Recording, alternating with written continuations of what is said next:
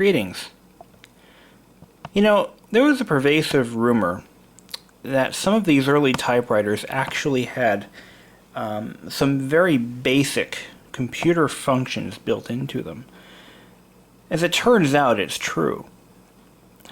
The L.C. Smith Corona Company actually started in the mid-1920s on generating a typewriter that would have built-in menus and advanced functions that would allow you to change fonts and type pitches and sizes and all those great things.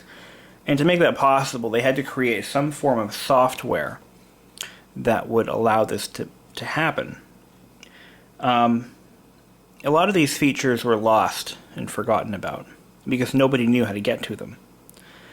Well, as it turns out, there was a combination of keys that could be pressed in succession that would enter a special hidden diagnostic menu. And in this diagnostic menu, you can do all sorts of different things.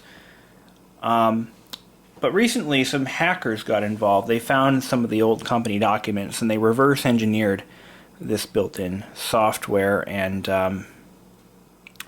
I know I'm saying it has software built in it. It's not even electrically powered. It's mechanical software. It's very crude and experimental, but it's pretty cool. But anyway, some hackers figured out how to get a web browser to run on the Smith Corona typewriters, and I know they're currently working on a version of this software that will run on the Underwood number 5. But they like the Smith Corona because it has this built-in floating shift function, which actually activates the hidden menu that was created back in the early 1930s. So the first thing you need to do is load a blank sheet of paper.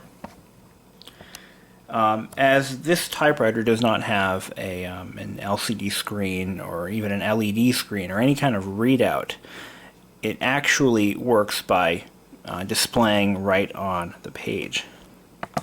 So what we're going to do is I'm going to show you how to get in to the hidden menu and how it'll automatically print out. It's pretty amazing stuff. I mean, this is so far ahead of its time that it's almost unbelievable. But you have to hit the floating shift key, the right side floating shift key, and type the following.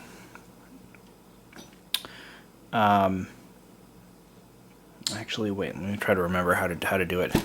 It's kind of hard to get into. Oh yes, there it is. Okay. Star. And then just hit the caps lock key, or the shift lock for this one. Smith dash. You have to uncaps it for that. Caps lock again. Corona. And then there was a code word that you had to enter. It was 1/4, 1/2.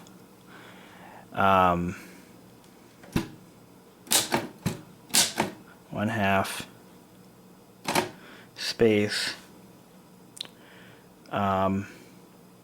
What was that other one? Eisenhower. Caps.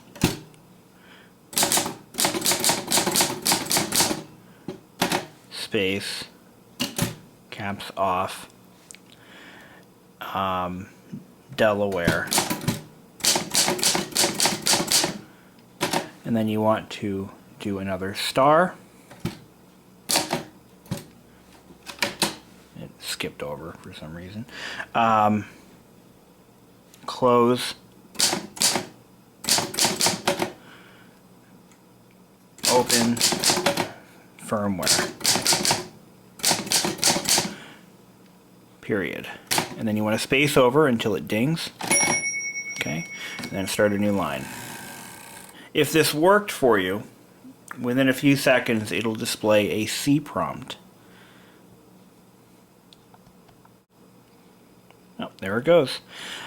At the C prompt, you want to type in dir space /. There's no backslash on these early typewriters, so that's why we have to use the /.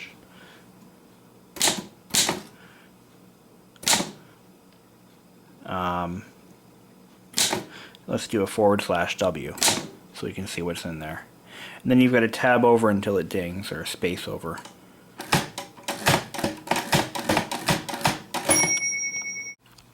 Okay, once we've done that, it'll come up with a menu, which we'll now get to see here. Here's the menu. It printed it out automatically for us.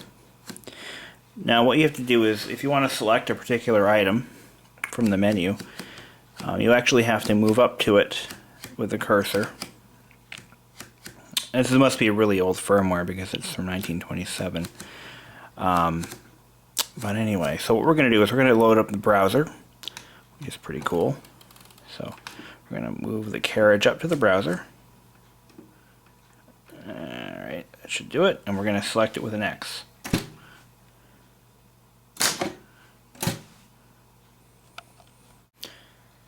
Okay, and this is where the naysayers will be like, oh my god, you're right, it's true. As I mentioned before, this was a modified firmware in my typewriter where the browser function was added. It wasn't originally part of the 1927 build, but there it is, Google. I already set it as my home page. It's the real thing too. Now let's say I want to search for something on my typewriter on the internet. It's pretty simple. What we'll do, we have to tab over to it, or space into it, and make sure we have our... It'll only work if the cursor right here, this little line here, is lined up properly with the search bar. If it's not perfect, it may not work. So let's go ahead and search for my YouTube channel. It doesn't have to be capitalized or anything.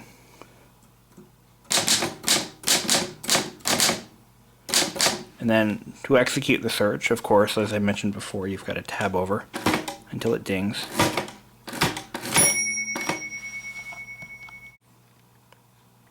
Alright, there it is. Look at that. There's my YouTube channel stuff, all listed. Unfortunately, it's in black and white because, of course, they didn't have color back then. But there's all my stuff right there. There's the one where I made my waffles. There's Social Blade. You want to see how much money I make, which is incorrect. There's even my profile on ADV Rider, which is a motorcycle forum. That's pretty cool. It's all there. Alright. Unfortunately, these rollers are kind of worn out, so it's kind of jamming up on me like that. Anyway. So, if I want to load a particular page, you know how on a computer you just click it with a mouse? We don't have that luxury here. So we're going to line up to it. I think this software was written by a guy in Russia or something, I don't know. But they have a lot of time on their hands to figure this stuff out. But we're going to put an X right there. And that'll load the page. It takes a little while, it's pretty slow. Okay, within about 30 seconds, there we are. Look at that! Look at that, that is so cool. It actually worked. I can't believe it. Unbelievable. Now, unfortunately, the typewriter doesn't have flash. Adobe doesn't like Smith Corona or vice versa, so because of a disagreement with some patent issues or some really stupid thing, Smith Corona never bothered to allow Flash to run on their platform. And not only that, but they had something better that they were going to release, better than Flash. I think they called it Typewriter 5 or something like that. But anyway, look at that. It's all there. Oh, there's my... Funny how that shows up. Look at that. Look at that. It's all there. All right. Well, I think we're gonna try another search now. To go back in the browser, just hit the backspace key as many times as you want to go back. We're gonna go back about 2 or 3 spots. This should bring us right back to the Google home page. Oh, there it is. Now, there's a local newspaper that I've enjoyed for a number of years, the Nashua Telegraph. So let's go ahead and search for the Nashua Telegraph, just in case you want to browse news sites on your typewriter. So let's do that.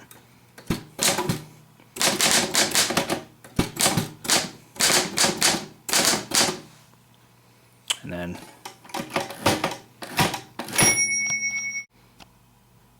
okay, and there we are. The Nashua Telegraph. Awesome. Now it looks like the Telegraph site is also in Flash, and it doesn't load properly, but we can always check off one of those entries and load whatever corresponding page may be. Even the ads show up, which is kind of cool.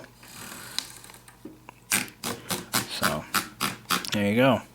You now know some pretty cool stuff, and I suggest you all try this yourselves, and let the naysayers say what they want. But here's the proof is in the pudding. I'm amazed. Well, anyway, looks like I'm gonna start doing some more hacking of this typewriter and see what else I can get it to do. But until then, happy April Fools, and I will see you on the flip side. Until then.